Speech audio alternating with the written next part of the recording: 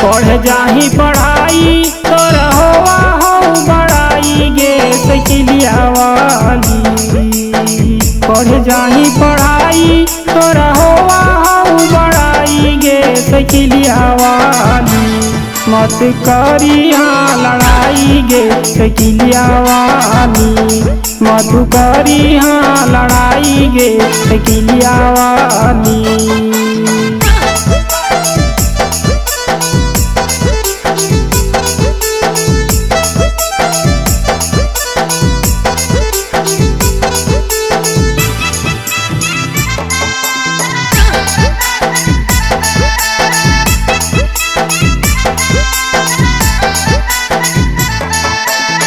पढ़ामी लिखामी तब लग जैतौ नौकरी। माई और बाबूजी के ढोले न दे टोकरी। पढ़ामी लिखामी तब लग जैतौ नौकरी। माई और बाबूजी के ढोले न दे टोकरी। घरवा अंगनावा में होवा हो बड़ाई गे सकिलिया वाली। घरवा अंगनावा में होवा हो बड़ाई गे सकिलिया वाली। मत करी हाँ लड़ाई गे सकिलिया वाली। मत करी हाँ लड़ाई गे सकिलिया वाली।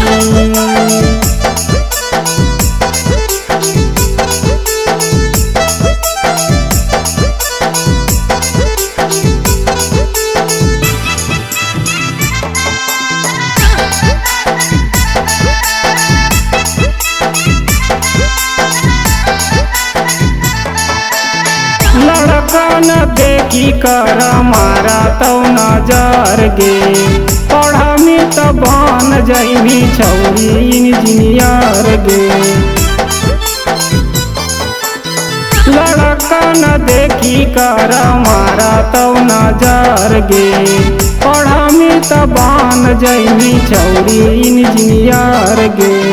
घरवा अंगनावा में होवा हो बड़ाई गे सकिलिया वाली। घरवा अंगनावा में होवा हो बड़ाई गे सकिलिया वाली। माता करी हाँ लड़ाई गे सकिलिया वाली। माता करी हाँ लड़ाई गे सकिलिया वाली।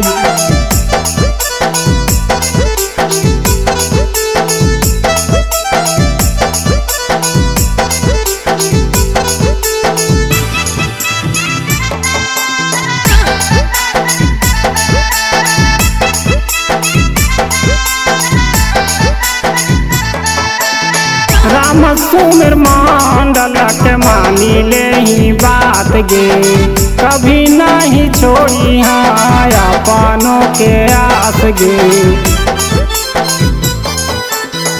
राम सुमिर मंडल के मानी ले ही बात गे। कभी नहीं छोड़ी हाँ अपनों के आस गे। मनवा के करी हाँ पूरा यार मनवा गे सकिलिया वाली। मनवा के करी हाँ पूरा यार मनवा गे सकिलिया वाली। माता करी हाँ लड़ाई गे सकिलिया वाली। माता करी हाँ लड़ाई गे सकिलिया वाली।